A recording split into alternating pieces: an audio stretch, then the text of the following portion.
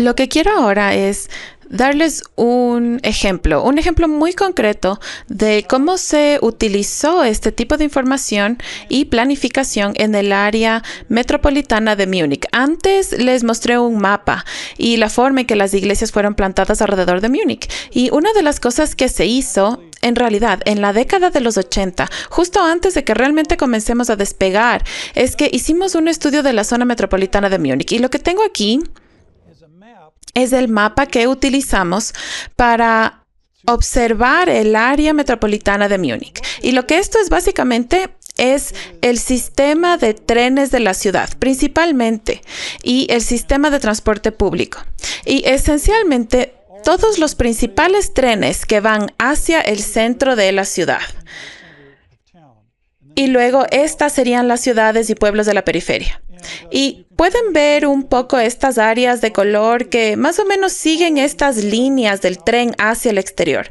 Porque una de las cosas acerca de la forma en que esta ciudad está estructurada, la mentalidad de la ciudad, es que la gente piensa a lo largo de esas líneas del tren hacia la ciudad, hacia el centro.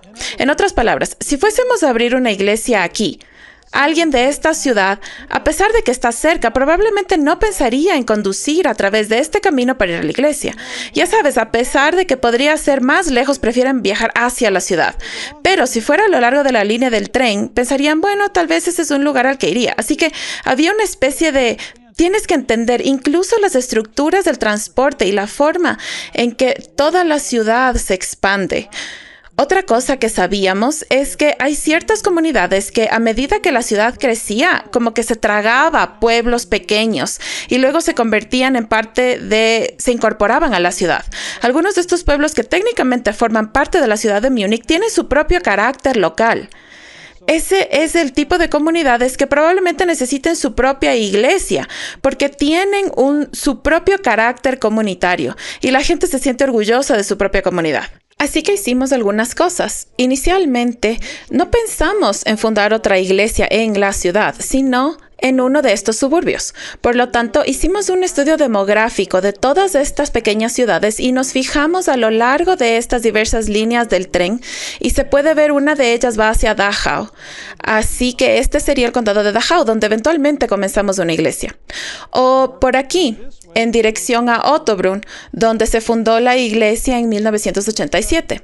Y así recopilamos información sobre cuáles son las comunidades en crecimiento, cuáles son las comunidades que parecen tener un buen futuro en términos de su desarrollo, que tienen una buena estructura de edad y así sucesivamente. ¿Cuáles de estas comunidades no tienen iglesias y cuáles ya las tienen? También, ¿dónde viven ya algunos de los miembros de nuestra iglesia? Recuerden que hablamos del concepto de la diáspora y como hemos mencionado, había una serie de familias que vivían en esta zona que se convirtieron en el núcleo de esa iglesia. Y en la zona de Dachau estaban los grupos de hogar que venían de la iglesia del norte de Múnich y de la iglesia central de Múnich que vivían en esta zona. Y entonces esos fueron varios factores. Era una zona de crecimiento, había familias allí, se convirtió en un factor que consideramos al plantar una iglesia allí. Y habían algunas personas que venían a conocer al Señor. Así que esta es una de las maneras de la que podemos ver un área urbana, suburbana más grande de la ciudad. Uno de los otros factores es que cuanto más te adentras en las zonas rurales, el carácter comienza a cambiar. La vida de los pueblos puede ser más tradicional y la gente suele estar menos abierta al cambio espiritual, sobre todo si están muy comprometidos con la religión tradicional o la iglesia de esa comunidad. El cambio se puede producir mucho más lentamente. Por otro lado, si se trata de una zona de paso, la gente suele estar en nuevas comunidades en busca de nuevas relaciones. Recuerda que mencioné que algunas personas se habían trasladado fuera de la ciudad porque las viviendas asequibles para familias más numerosas estaban en esas zonas más alejadas. Bueno, esas personas buscan relaciones, son nuevos.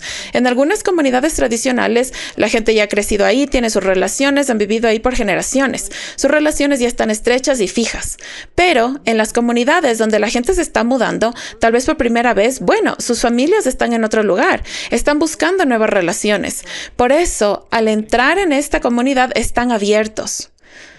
Nosotros, por ejemplo, vivíamos en las afueras de la ciudad, en una de estas comunidades, y empezamos a participar a través de la guardería. Uno de nuestros hijos estaba en el jardín de infantes y mi esposa pudo compartir un estudio bíblico evangelístico con algunas de las otras madres cuyos hijos estaban en ese jardín. Bueno, hay gente abierta para relacionarse y así es mucho más fácil acceder a la comunidad de esta manera. Y así, todos estos diferentes tipos de factores es necesario tener en cuenta. Ahora, quiero mostrarles un resumen. Este estudio en concreto se centraba más en los suburbios a lo largo de las rutas de viaje. Quiero mostrarles ahora un estudio que hicimos unos 10 años más tarde, a principios de los 90, sobre la ciudad de Múnich, cuando empezábamos a decir, queremos saturar la ciudad de Múnich de iglesias, queremos que cada barrio tenga una iglesia misionera, sana y que predique el evangelio, ubicada en cada comunidad. Y así, sobre la base de la Alianza Evangélica y con un grupo de otras iglesias, acordamos juntos compartir la información, hacer un gran estudio de la ciudad y averiguar los lugares donde había necesidad espiritual para averiguar qué iglesias estaban realmente alcanzando nuevas personas y dónde teníamos que centrarnos y cuán grande era la necesidad espiritual de nuestra ciudad. Y esto es lo que se nos ocurrió. Ustedes verán aquí de nuevo, este es un mapa de la ciudad de Múnich y estas líneas de puntos representan las líneas de cercanías. Entonces, estos serían los trenes de cercanías y esta línea gruesa y oscura son los límites de la ciudad. Así que esto no incluye, como el otro mapa, los pueblos y las ciudades más alejadas. Así que ahora estamos viendo solo los límites de la ciudad. Ahora hay un par de cosas, de nuevo, para entender una idea de la ciudad, para entender la naturaleza de la ciudad. Justo aquí pueden ver el río Isar. Este es el Isar. El río Isar fluye a través del centro de la ciudad y este es un río bastante grande. Y en realidad no hay muchos puentes para el tráfico sobre el río. También hay un gran parque a lo largo del río en esta zona llamado Englischer Garten. Básicamente, la ciudad está dividida en dos por este río. Y otro factor que divide la ciudad son las principales líneas del tren. Ahora, pueden ver aquí las líneas de tren de cercanías que como que se unen y pasan por aquí. Las líneas del tren dividen la ciudad, sobre todo en esta parte entre el norte y el sur. De hecho, justo aquí hay una gran zona de intercambios donde los trenes de mercancías aparcan y luego cambian de allí a los vagones y demás. Y así hay una importante división del norte y el sur a lo largo de esta ruta. Y así básicamente no se divide tanto en este lado. Así que tienes la ciudad de tercios o algo así como un tercio por aquí, algo así como un tercio en el norte y luego un tercio aquí, algo así como en el sureste. Y esto de nuevo es solamente para tener una idea de la forma en que la ciudad está estructurada, cómo las personas se relacionan, sus rutas de transporte y así, cómo se relacionan con sus comunidades. Ahora, cada uno de estos pequeños puntos rojos, de nuevo, esto es solo como una fotografía en un momento del tiempo. Esto es hace 20 años. Pero para darles una idea, cada uno de estos puntos rojos representaba una iglesia que consideraríamos una iglesia de enseñanza bíblica centrada en Cristo. Habían algunas iglesias luteranas, iglesias bautistas, pentecostales, incluso un par de iglesias de hogar que contamos en esto. Así que tratamos de ser muy generales en la forma en que consideramos cualquier iglesia que sería una luz para Jesucristo en su comunidad. Y comenzarán a notar que hay en el área del centro de la ciudad hay una especie de grupo. Muchas de estas iglesias han existido por bastante tiempo. Eran iglesias antiguas. Y luego aquí hay un pequeño grupo de iglesias. ¿Qué estaba pasando allí? Ustedes se preguntan, ¿por qué hay un grupo de iglesias ahí?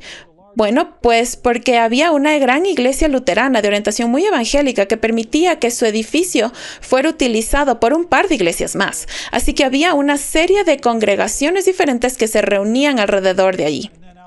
Y luego por aquí, pasando por una parte de la ciudad que solía ser su propia ciudad o su propio pequeño pueblo y que más tarde se incorporó a la ciudad de Múnich. Tenía su propio carácter y su propia comunidad. Y así una serie de iglesias se agruparon y establecieron en esa área.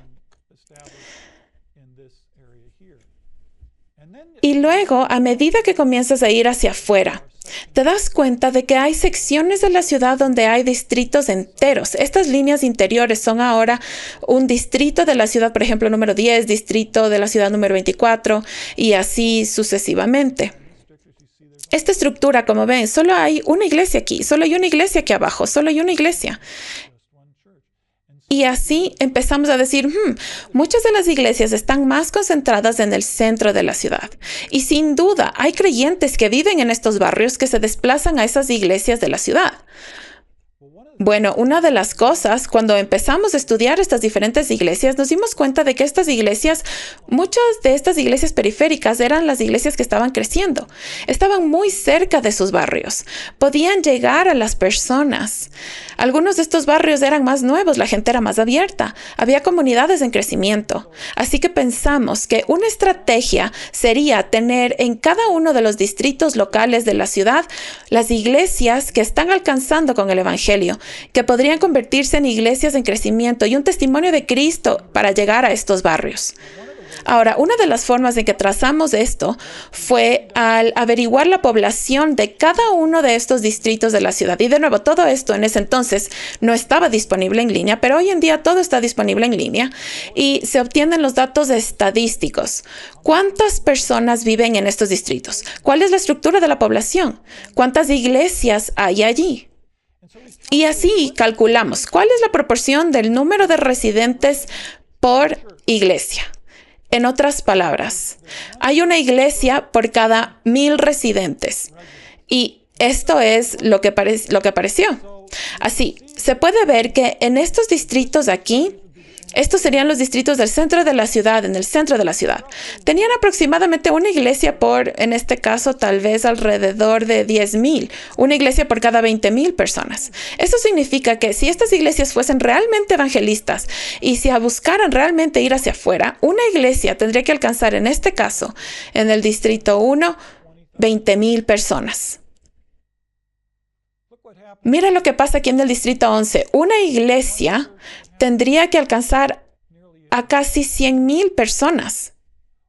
O la proporción en el distrito 16, una iglesia tendría que alcanzar a casi 100,000 personas. Estas eran comunidades tremendamente necesitadas espiritualmente, donde no tenían muchas iglesias locales.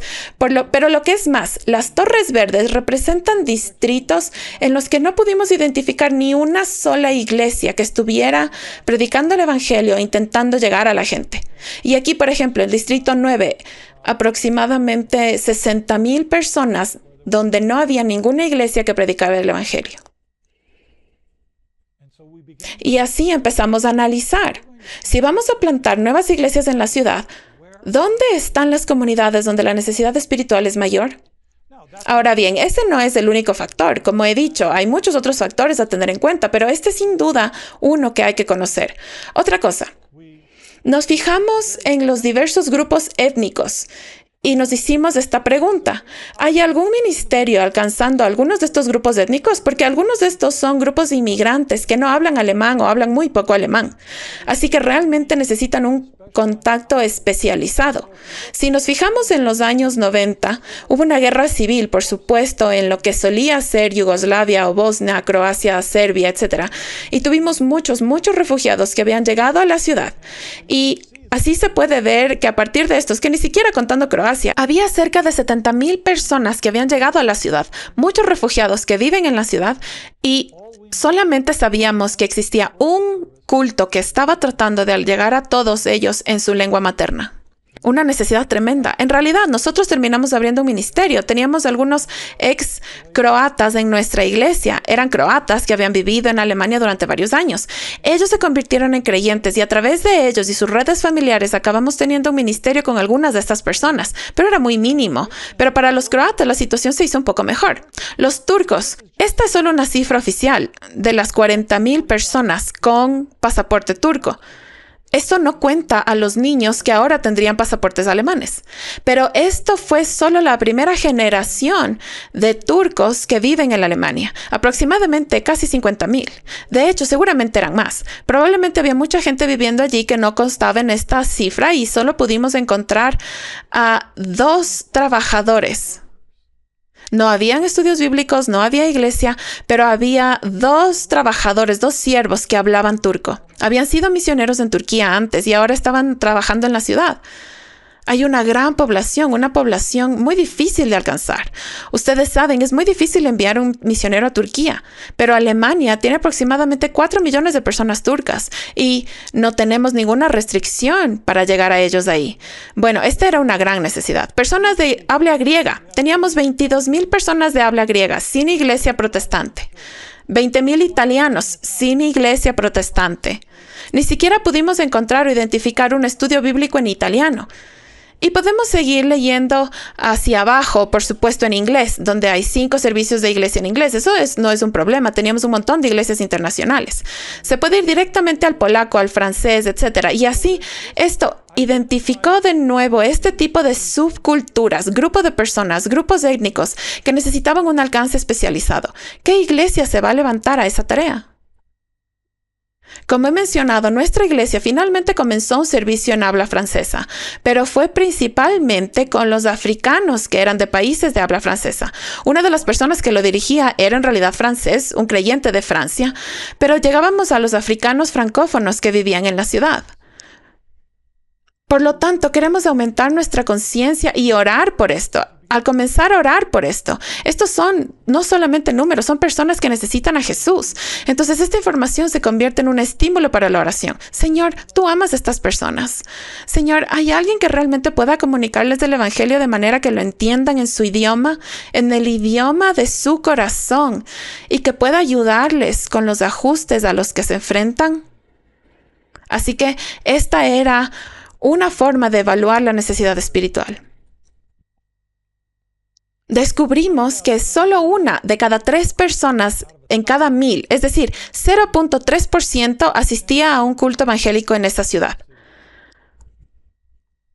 Para alcanzar el objetivo de una iglesia evangélica por cada 10,000 habitantes, Múnich necesitaba 100 nuevas iglesias. Ahora bien, cuando presentamos esta información a las iglesias, a la Alianza Evangélica, a los pastores, la mayoría se escandalizó. Decían, pensábamos que aquí ya había muchas iglesias. Pensábamos que lo estábamos haciendo bastante bien. Quiero decir, después de todo, hay 2 iglesias metodistas, 3 iglesias bautistas, un par de iglesias evangélicas y un par de iglesias pentecostales. Pensábamos que teníamos esta ciudad cubierta, pero los hechos se hicieron muy evidentes. Tenemos un gran trabajo que hacer. Hay mucha gente a la que llegar en esta ciudad y hay muchos barrios sin iglesia o desde luego sin suficientes iglesias. El seminario TVS es un proyecto sin ánimo de lucro. Nuestro trabajo contigo hará posible nuestra meta, que la formación bíblica esté disponible por todo el mundo y que líderes cristianos se formen adecuadamente. Tienes esta oportunidad única de ser parte de este proyecto con tus oraciones y apoyando al Ministerio TVS con fondos. Para más información, visita tvsseminary.com.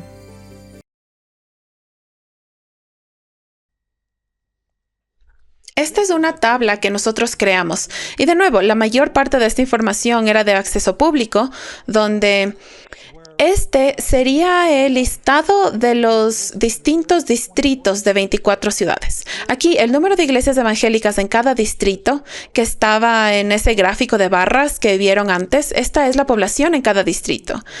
Aquí está el crecimiento absoluto. Este distrito creció en 2,930 personas. Absoluto, en otras palabras, cuando tomas todos los que se fueron, todos los que se mudaron, ¿cuál es el resultado neto? Y luego aquí está el resultado y el porcentaje. Así que esta parte creció un 6%, aumentó un 6%. Esta parte de la ciudad creció un 23%. Esta era una parte creciente de la ciudad. Bueno, adivinen en qué parte de la ciudad terminamos plantando nuestra iglesia. Fue en esa sección de la ciudad. Estaba creciendo en un 23%. Tenía una gran población, ya cerca de 12,000 habitantes en total, casi 65,000 habitantes. Teníamos un número de extranjeros que vivían en cualquier sección de la ciudad, el número de estructura de edad, 14% menores de 18 años, 13% mayores de 65 años. Aquí teníamos el número de personas que entraban y salían, el porcentaje de cambios en los hogares. Aquí está el número de nuevas unidades residenciales que se construyeron en un periodo de 2 años. Por lo tanto, podíamos ver en las estadísticas de la ciudad dónde se estaban construyendo las nuevas viviendas. Y así, esta sección de la ciudad tenía una gran cantidad de nuevas viviendas, 1,500 nuevas unidades de vivienda. Esta sección de la ciudad tenía 2,200 nuevas casas. Y así pudimos ver que estas eran áreas de crecimiento. Aquí estaría el número de católicos romanos, el número de protestantes y luego misceláneo. Ahora, protestantes, de nuevo, esto incluiría luteranos que pueden ser creyentes o pueden ser nominales, o sea, que van a la iglesia una vez al año. Y así tratamos de restringir nuestros números a aquellos cristianos activos que sabíamos que estaban comprometidos con iglesias que predicaban el evangelio a miembros activos. Así es como nosotros lo evaluamos. Y se podría comparar en la parte inferior. Teníamos una especie de total, así que podías ver el promedio de la ciudad y comparar cualquier sección de la ciudad con el distrito para ver si ese distrito estaba por encima o por debajo del promedio en términos de su crecimiento o algunos de estos otros factores que eran importantes. Ahora, de nuevo, esto es solo al mirar puramente las estadísticas, el tipo de información demográfica.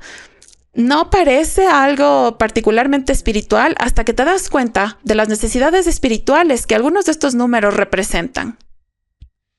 Y a continuación, estos otros factores entrarían en juego también. Así que permítame darles un par de puntos de aplicación aquí en cuanto a cuáles serían tus siguientes pasos donde tú te encuentras. ¿Qué fuentes de información están disponibles en tu localidad para ayudarte a comprender mejor a tu comunidad? ¿Has buscado en el Internet? ¿Has ido a las oficinas municipales? ¿Has ido a diferentes grupos comunitarios que podrían informarte sobre algunas de las necesidades de tu comunidad? ¿La composición de tu comunidad? ¿Has hecho una evaluación? ¿Cuántas universidades? ¿Cuántos estudiantes hay? Todo este tipo de preguntas. Ahora, responde a las preguntas de la diapositiva, discerniendo las oportunidades en relación con tu comunidad. Repasa esas preguntas en oración y tal vez incluso junto con tu equipo de liderazgo, pregúntate, ¿cuáles son las oportunidades que Dios nos ha dado aquí?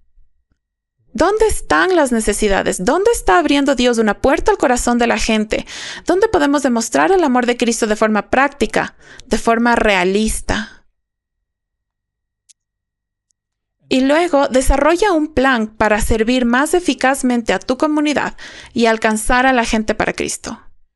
Porque nosotros amamos a la gente, queremos entender a la gente. Y cuando los entendemos, podemos entender mejor cómo comunicar el evangelio de una manera que se entienda claramente. Entonces, este es el ejercicio que les dejo por hoy.